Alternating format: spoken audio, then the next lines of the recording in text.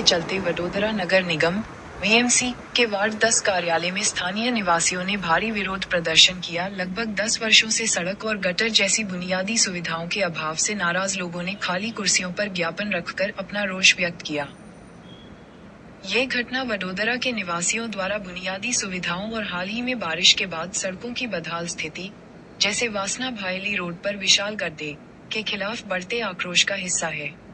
नगर निगम अधिकारियों द्वारा क्षेत्र में अब तक कोई स्थायी समाधान न किए जाने से स्थानीय लोग बेहद परेशान हैं। क्या आप अपने क्षेत्र या वार्ड से जुड़ी अन्य समस्याओं, निगम की आधिकारिक वेबसाइट की जानकारी या इस प्रदर्शन के आगे के घटनाक्रम के बारे में जानना चाहते हैं?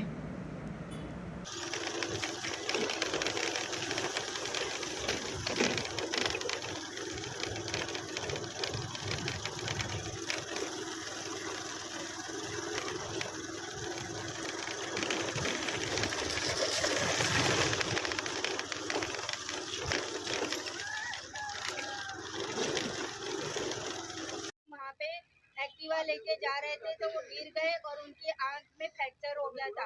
तो प्लीज मेरी आपसे रिक्वेस्ट है कि अगर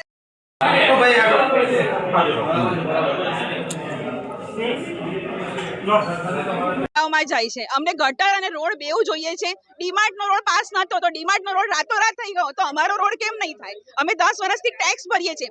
પાઇપલાઇન વાળા આવી ગયા, બરાબર, જીઓ વાળા આવે તો કેમ રોડ વાળા અને ગવર્નમેન્ટ વાળા કેમ નહીં આવતા?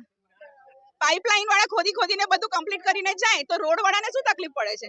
ગટર વાળાને શું તકલીફ પડે છે? થવું જોઈએ ને। 10 વર્ષથી રહીએ છીએ અમે। વેરો અને તમે અમારો વેરો જો બધાનો રેગ્યુલર વેરો ભરેલો છે તો પછી થવું જોઈએ ને કામ। થોડી સુવિધાઓ તમને મળવી જોઈએ ને।